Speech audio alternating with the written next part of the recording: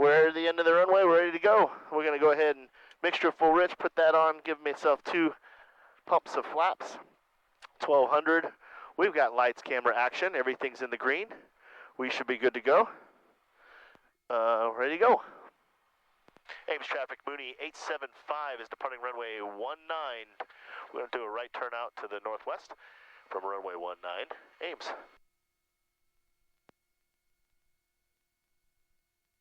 Ames traffic, 500 Fox, left crosswind 19 Ames. All right.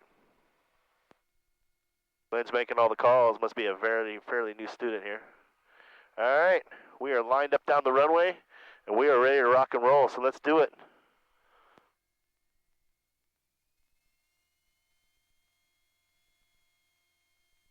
And 50, 60, everything's in the green.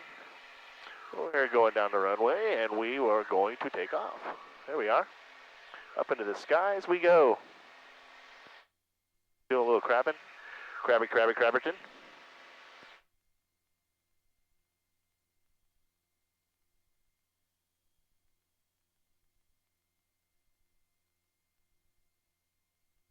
Go flaps up. And we'll do gear up. There we are.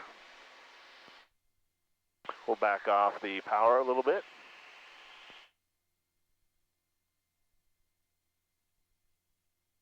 Traffic, Cherokee 500 Foxtrot, left downwind 19 Ames.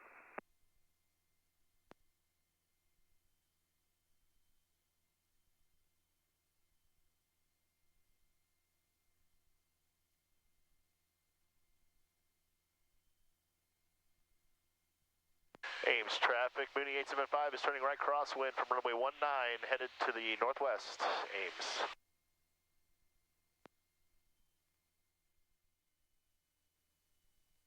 $8,500 feet. That's exciting. We are up here a ways. Running 8.7 gallons per hour. I love it.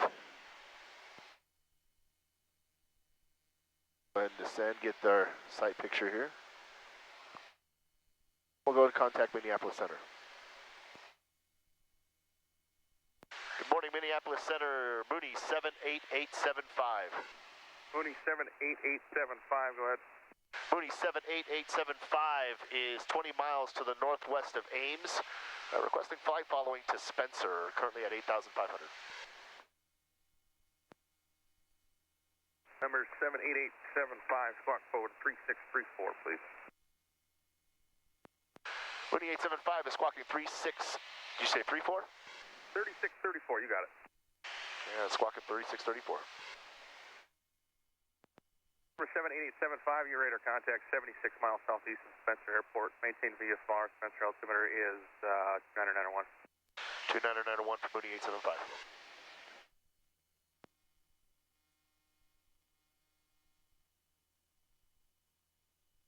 All right.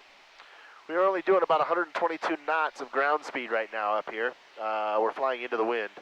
It's coming out of the north a little bit. But that's okay. We will...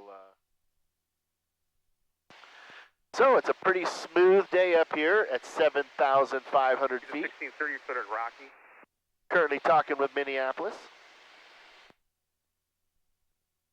Guys are busy today. It's a Monday. They seem to be pretty busy.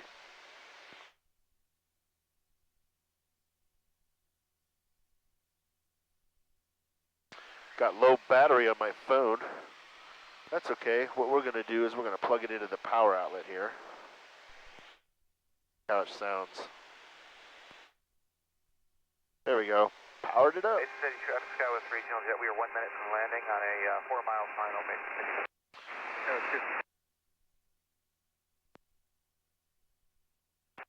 1630 contact. So one of the things, why do we get flight following? Why do I get flight following when I'm up in the air?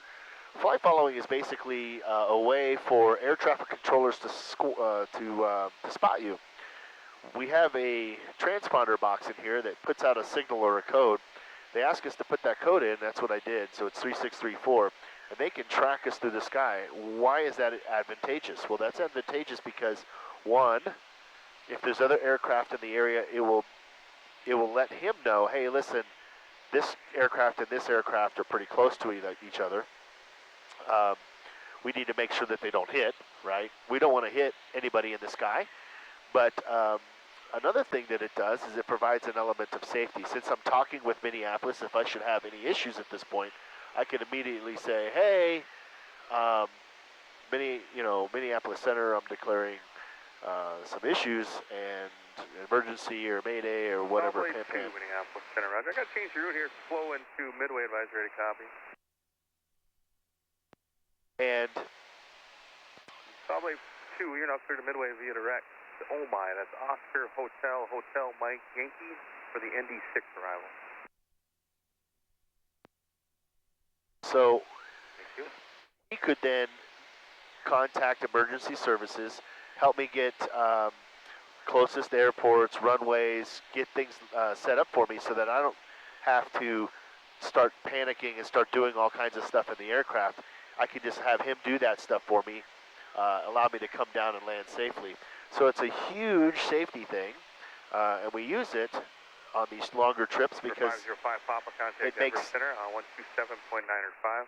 It makes the trips a little safer, and that's important. We want to be safe and be able to get to where we're going. It can also tell you the weather, the altimeter, and all these other things. All these other things that go along with aviation. I was 56 ground at Basin City, cancel IFR. 56, 2 every downtime, thanks.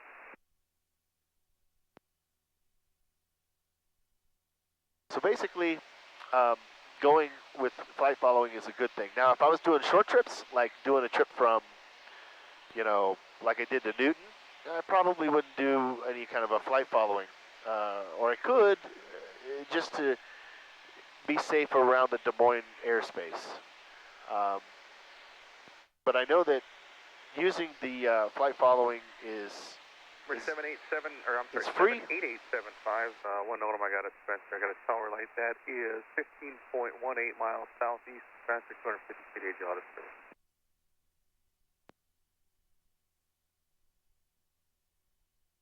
Roger, copy for Mooney 875. Mooney 875. Station my frequency 127.75. See if you can reach me there. 2775. That's correct. 127.75. Minneapolis Center, Mooney 875 is with you. Mooney 875, thank you. And Spencer altimeter is going to be 29901. 29901 for Mooney 875. Spencer Municipal Airport, Spencer, Iowa. Automated weather observation 1611 Zulu. Wind 350 at 06. Visibility 10. Sky condition clear. Temperature -01 Celsius. Dew point -06 Celsius. Altimeter 2 Remarks. Density altitude -100. All right, got the weather. 350, so we're going to hit runway 36. Mooney 875 is going to start a descent into Spencer, and I do have the weather. Mooney 875, thank you. All right, we're going to descend down to 500 feet per minute.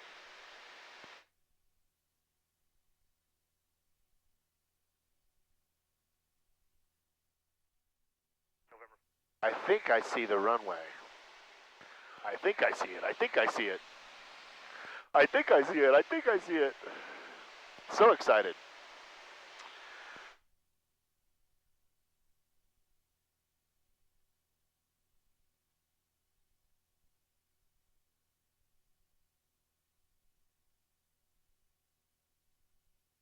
His estimated time is 6 minutes to the airport from here.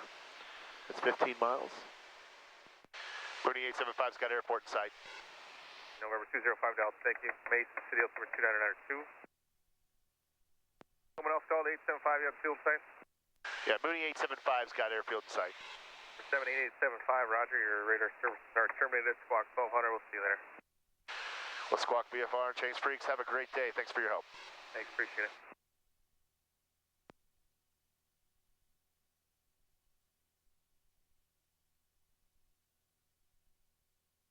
Traffic mid-state 63, 1.5 northeast of field at 2,000. Departing the area back to Mankato. Go on. Spencer traffic, Mooney 875 is 11 miles to the south and east, inbound for runway 36, Spencer.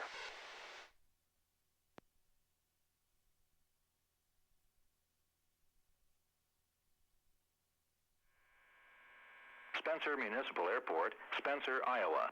Automated weather observation 1620 Zulu. Wind 360 at 07. Visibility 10. Yeah, 07360. We're going to go straight down the road, straight down the pipe. That is awesome to have the wind coming straight at you, which is pretty nice. So, continue to descend down into the airport here. Turn you guys around. You can see the beautiful town of Spencer as we fly over it. Traffic State 43, turning base 33 New Ulm. This is Spencer. We're flying over Spencer, the Spencer Golf Course down here, south side of Spencer. Well, that didn't take long. About 40 minutes to get here. A 3.5-hour car ride, or 40 minutes by plane. I'll take the 40 minutes by plane all day long. We're currently doing 180, 158 knots across the ground.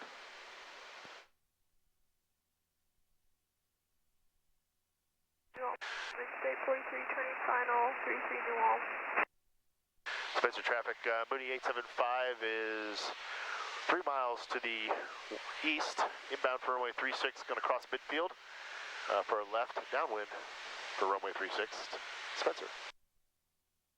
Rookie strap 70697 November Delta, 6 miles to the south at 6,000, maneuvering for the emergency descent to runway 30 Brookings.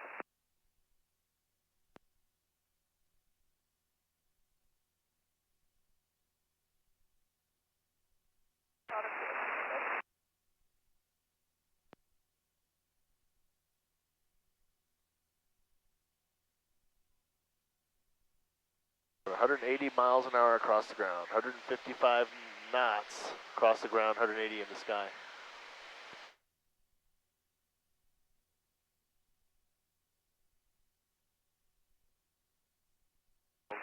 South, maneuvering at 4,000. Spencer traffic, Mooney 875 is turning final for runway 36, Spencer.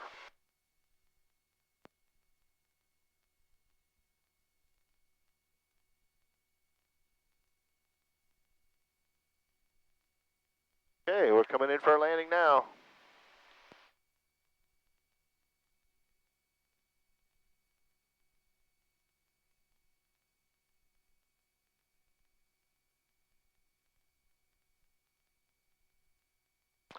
Light screen.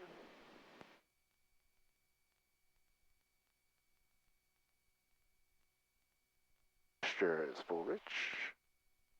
Check, check, check, check, check. Here we are.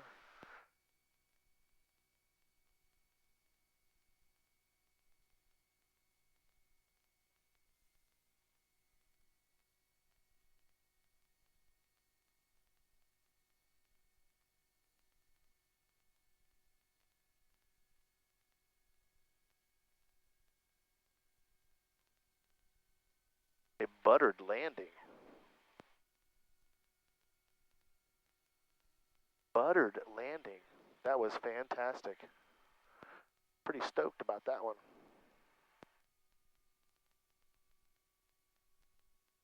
And we'll go park. And we'll go see Tayler. Yay, Tayler. Happy birthday, Tayler. Made it to Spencer. We'll go see Tayler, and then we'll go see, maybe go to her house, her new house that she's building. Get some good video of that one. We'll see what happens. So, y'all take care. We'll see you on the trip back. Doing some more dirt work there. All right, let's go inside. This is the garage. Whew, monster garage. Wow, that's how deep is it? That's like 32 feet deep. Under your shadow. another just gonna garage be door. manual, natural or lawnmower. Yeah. So I'll need a big one. Yeah. So lawnmower will go there, then the big one. We cover that. Very cool. And welcome to the inside. Laundry room. It's pretty good sized laundry room. Yeah, so there's 10-foot ceilings throughout the whole house. Yeah. Be nice to be able to look out over the countryside. I can take my plane and fly right over the backside of the building. Yep. I take it those are going to be sliders or something? Yeah, French doors on either side, yeah. Yep. The fireplace. Is that wood burning or is it going to be? Gas. It's going to be gas. Yep, Okay. it's going to be stone. All the way up to stone. Big vaulted ceilings. French doors on the front. French doors on the front of the house. Then this would be the master bedroom with big giant doors. Those are. Their bed will sit here. On either side, okay. It's not a peek through or anything. It's just a regular fireplace. Just sits in here. Awesome. This will have a built-in in it for like linen. Yeah, linens. And then Fanny will sit here. Yeah. Some will be here. Okay. And then this is the It's a walk-through shower. Yeah. So you walk through here. So you'll have a shower head and shower head. So 2 shower heads. Walk through. And then the poop room on the door. And then you got the, I don't know what they call it, water closet. That's the steps.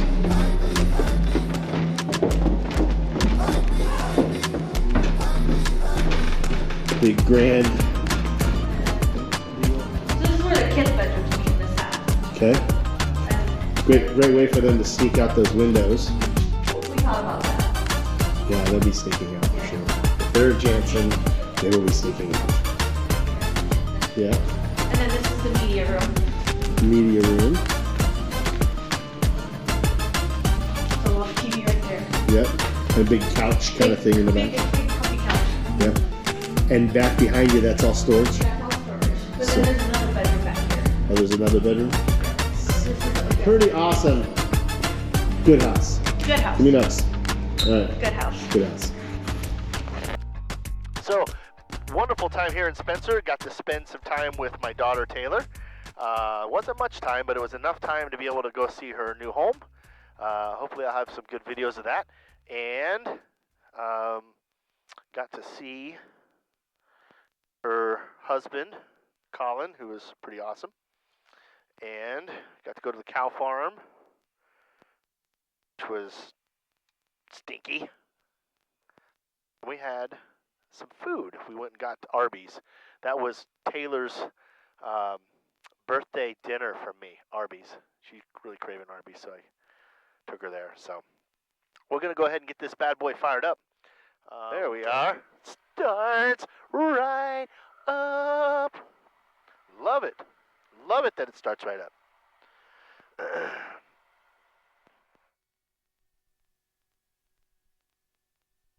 Yeah, check that bad boy out. Woo, fancy. I bet that's got a bathroom on it. That's a pretty cool little aircraft. We'll avoid his wing. I don't want to have to pay that insurance bill. Way too much money from me. Got the VOR, that funny looking building out there, right in front of us. It's called a VOR. It's used for navigation, radio navigation. So, Spencer traffic, Mooney 875 is cleared, runway 3012 at Alpha. Spencer. So yeah, pretty cool little building, be able to see it up close. Puts out radio waves, and basically it's a directional finder for you to be able to find, navigate through the United States. They use that to help them get places. They aren't going to completely tear them down because of the reason that if the government ever took a hit, and they took the satellites out, well, we wouldn't have GPS anymore. So how are we going to be able to navigate the skies without GPS. Well, they use these VORs to be able to do that. They produce radio frequencies, and we just lock into those, and we can triangulate where we're at. And they teach you how to do all that stuff. Good thing we have wonderful technology allows us to be able to navigate using GPS, which is pretty cool. I really don't like using VRs. It's slow, cumbersome, and I'm not a big fan. So you can get fast at it, I'm sure, but I don't know, my lazy mind is kind of like, no, I think I'm just gonna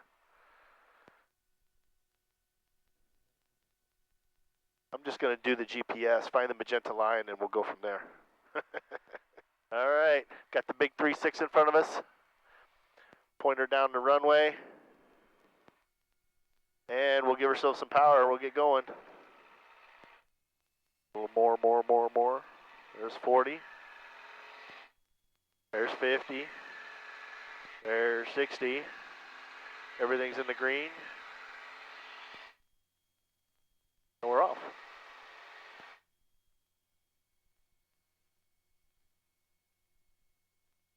Cabin heat on. Flaps up. And we'll do gear up.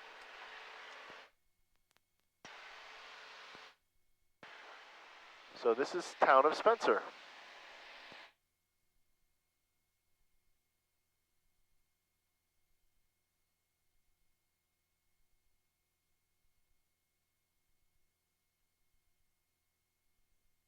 The water tower there.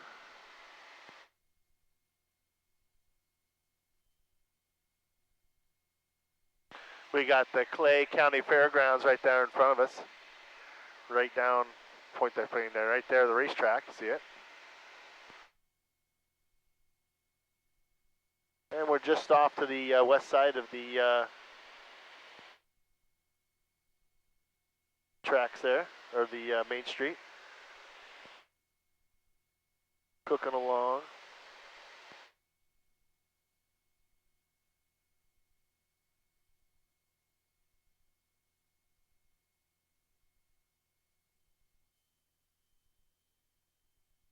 And getting a little bumpy.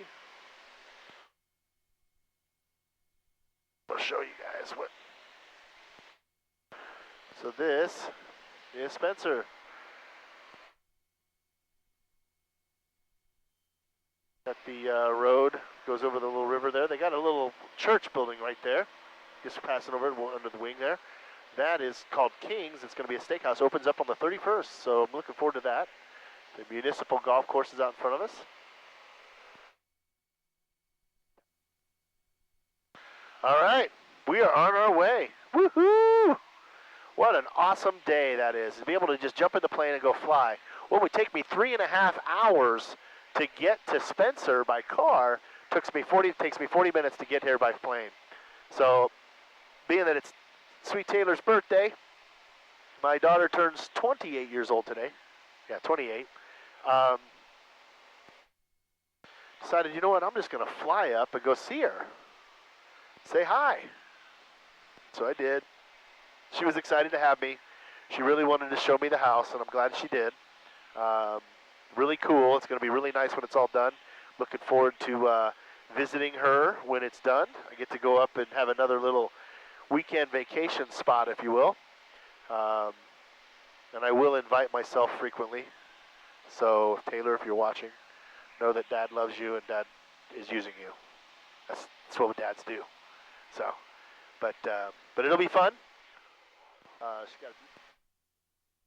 So I got a story to tell. You know, we heard Glenn on the radio earlier. He was out at the airport when we left Ames, and he was instructing somebody, and we got to hear him on the radios there. Glenn is a super awesome guy and great instructor. A lot of fun. Like I said, if you're ever encouraged to go get your pilot's license, go contact him. He's a very knowledgeable, smart guy, geeky smart guy. Knows a lot about aviation. Knows all the little rules and regulations, can pretty much point that stuff out to you just by reciting it. So, and let me tell you, that ain't an easy gig, because the book they give you to study is like this thick. It's huge. But want to tell you a story about Glenn. There's a lot of wonderful milestones in aviation, especially for a beginner pilot. You know, obviously there's the one where you go up and do your very first flight, your discovery flight with an instructor. He goes up with an instructor and he says, all right, take the controls and go ahead and fly. You're going to bank left, bank right, and do that kind of stuff. So, you know, you're doing, you're able to fly the plane, and you get that excitement, and you start building time after that, going up and flying around. Well,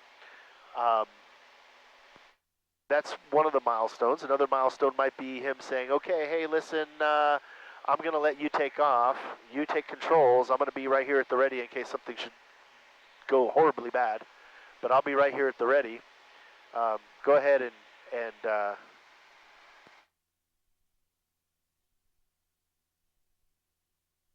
go ahead and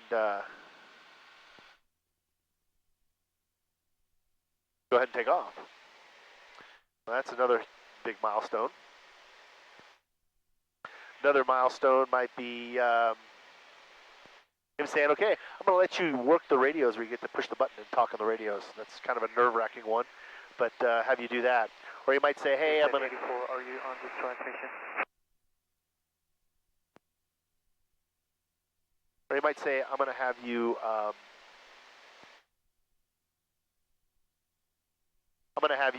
land the aircraft all by yourself, right? And I'll just be at the hands of the ready and let you do it.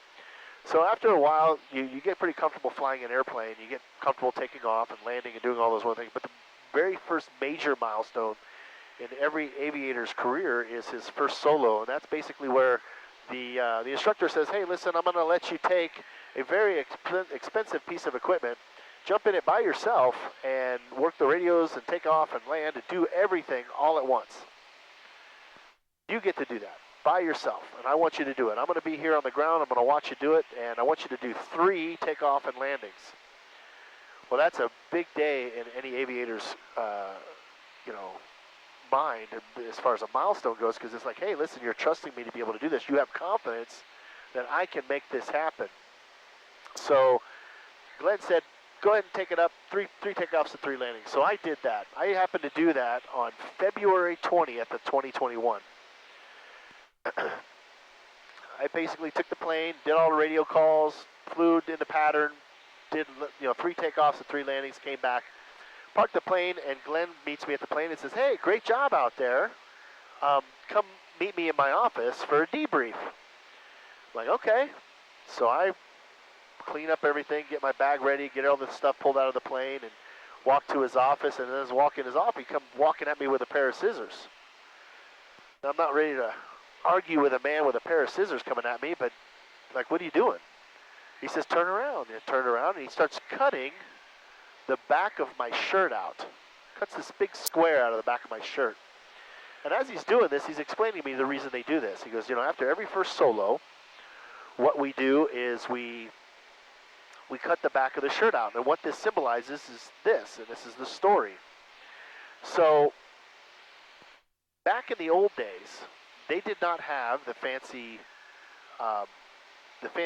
headsets that we have today to communicate.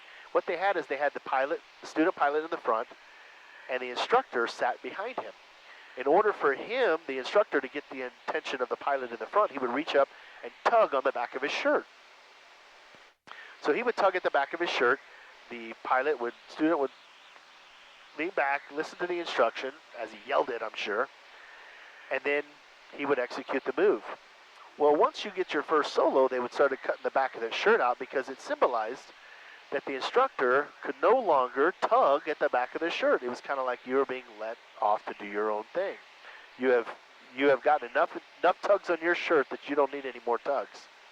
So they cut the back of the shirt out, and he cut the back of my shirt out, and he had me write first solo on it, the date, and my name. He signed it with his name, and this happens to be it right here. This is mine. Now you'll notice that we signed it, I signed it, he signed it, name, first solo, and everything else. But there in red, it says the word avoid butt wind. Now, that's not what you think, although avoiding butt wind, especially inside of an air closed space like this, is probably a good idea. But the story goes, one day when Glenn and I were out training, we were out at the Wallace practice area, which is southeast of Ames.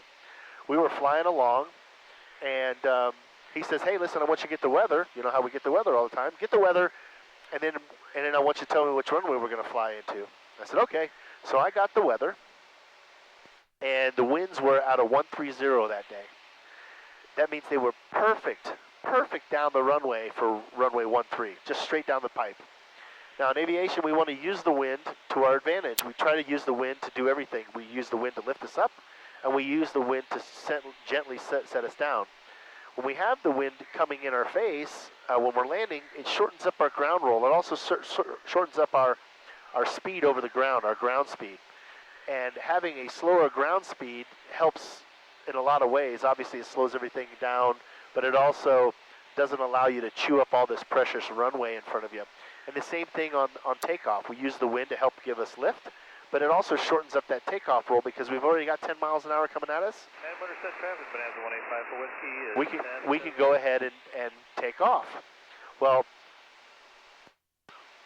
wind in our face is very important. It's kind of like the winds of life. Winds of life come into your face. They can be very important.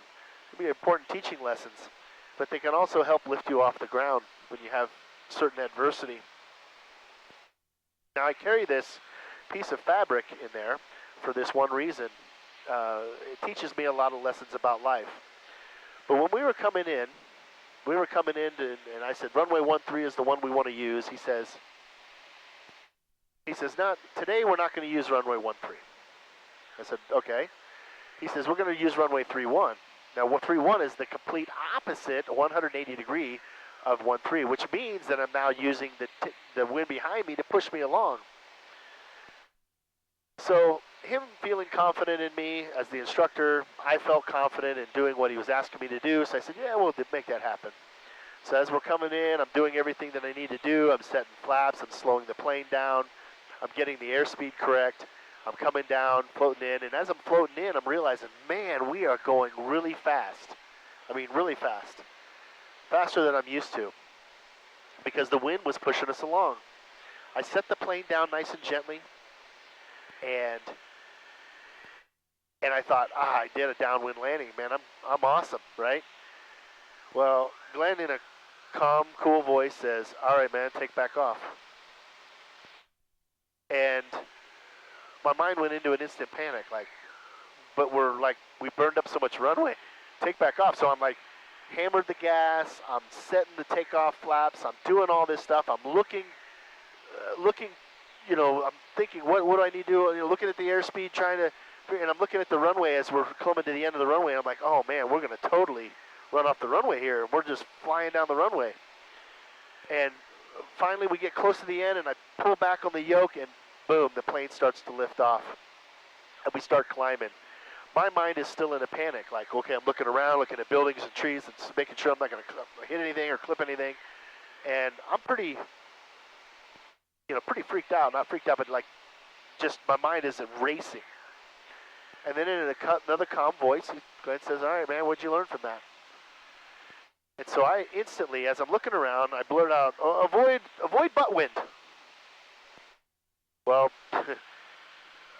he laughed, I laughed. We decided that was going to be our $1 million idea. We'll put it on shirts and we're going to make $1 million. But the reason I yelled avoid butt wind is because I couldn't think of the word tailwind in the moment. So I yelled out avoid butt wind. So that's why I put it on my first solo cutout, avoid butt wind. Pretty fun what you learn in aviation. You learn a lot of really cool things. You learn a lot about yourself. And I certainly have learned a lot flying an airplane. Kind of keeps you on your toes, keeps you looking, keeps you focused on other things. And you certainly want to make sure that you're doing everything safely. I absolutely love this flying stuff. buying an airplane for me was something that I wanted to do, not because I've always wanted an airplane, but I wanted to do it because Dee Dee and I would go up to see Tayler. We would rent an aircraft, and we would rent it. We'd block it out for a 24-hour period, and we'd take off, and we'd fly up there. We'd land. We'd stay the night at her house. Currently, she lives on Spirit Lake there, Little Spirit Lake, and we'd stay the night, go to dinner, wake up, have breakfast, and then I'd have to get back in the aircraft and fly back home. And it just didn't seem like it was very much time. And I thought, you know, if I owned my own aircraft, I could come up here on a Friday, park it, hang out for the entire weekend, and then go back home. And I don't have to worry about getting the plane back in a certain time. I'm on my own schedule. And having this aircraft allows me to be on my own schedule, be able to do things at a whim. And today was one of those huge blessings that I have now, having this aircraft, is that my daughter has a birthday. I want to let her know that I love her and I care about her. And I want to be able to go see her. And so today the weather was awesome, and weather was nice, and I was able to just jump in the plane and go see her. And this was a lot of fun. There's a lot of plus sides to having an aircraft, and having something like this really gives me great joy. I'm grateful for this. I'm grateful for the wonderful blessings that I have in my life. And going back to this piece of fabric, I keep it with me all the time in my church folder because it reminds me of a couple things. One, do I go against the wind in life and try to use those winds to help me lift me up? The hard things, do I constantly take those challenges and learn from them, or do I allow life to push me along? Do I allow life to give me just, you know, live in the world and just let everything just kind of push me along? But I can tell you that when life pushes you along, you oftentimes chew up precious runway, and bad things can happen when you chew up that precious runway. So don't let life push you along. Go out there and tackle things. Go at them headstrong, and know that if it's hard, it's worth doing. And for me, there's lots of things that are hard in life that are worth doing. And I try to do a lot of hard things, and I've experienced a lot in this wonderful life, and been able to do a lot of really cool stuff. And I'm blessed to have great parents and a great wife and great kids and great friends. And this is why I do these things, and this is why I share a lot of this stuff with you. But it also tells me this piece of fabric also teaches me into something else. When the good Lord is tugging at my shirt, am I stopping to pay attention? Am I stopping and listening to what he has to say? Because we all have that still small voice that we can listen to. The still small voice that kind of keeps us from danger and keeps us from evil. I tell people all the time, I was like, you know, I love you and the Lord loves you. And go to church. Doesn't hurt to give at least 1 hour a week to God. I mean that, truly mean that. I also, I'd love for you to come to my church. I'd love for you to come meet some of the wonderful people that I get to hang out with. But, I want you to be comfortable in faith. And you have to figure out what's best for you. And going to church is awesome. There are many blessings to be had at church. There's a lot of love to be had at church. There's a lot of cool people to be listened to, and their wonderful life experiences and their perceptions and perspectives of the world can oftentimes give you a different perspective and perception of the world. Listening to them and going in with a humble heart, you can learn a lot from people. I've had the blessing of learning a lot from a lot of people, and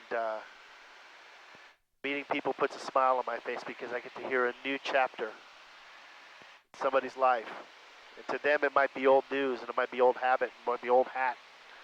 Maybe to their spouses it might be the same old boring thing. But I can tell you that their stories impact me. Their stories give me joy, give me hope, and I feel their love. Sorry to get sentimental, but man, life is great. Life is great, and we all have blessings in our life. You might not think it at times. You might think that your life stinks and there's nothing good going on and nothing's happy, but there are tons and tons of blessings in your life, guaranteed, if you just stop to take a look at them. And you can make more blessings happen by being a positive example in the world. I certainly try to do that. I share this passion of aviation with you because it's a passion of mine. It's part of my life and part of my story. I hope you appreciate this stuff. I hope you appreciate this video. A lot of fun. So, but enough of the sappy stuff. Let's talk about something else. Let's talk about jumping out of one of these things. What do you think? So I've done that. I've jumped out of one of these things. I couldn't wait to do it. Put me up in this aircraft and went with a buddy, Tim. Tim and I went up, and he had to go out before me. I remember sitting in the plane, and I'm kicking him.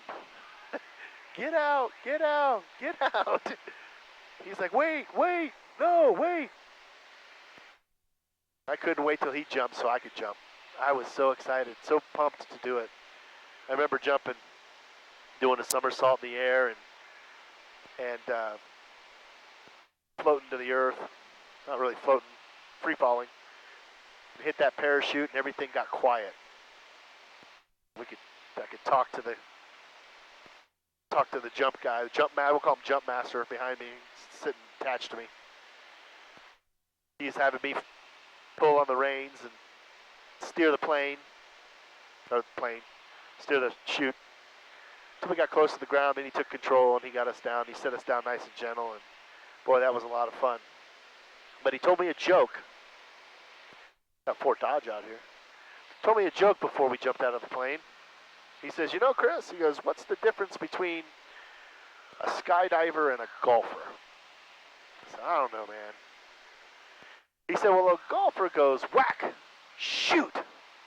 And a skydiver goes shoot, whack.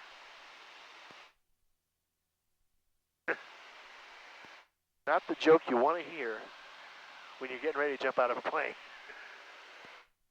Kind of a sick and twisted sense of humor, but I tell you what, it didn't deter me from jumping out of that airplane. And I guess those guys are moving. They're moving away from Winterset. And I don't know where they're going yet. I'll have to look into that, but that's something I think I might want to do again, is jump out of an airplane. That was a lot of fun. Maybe take my son on that ride, have him jump out with me. That would be fun.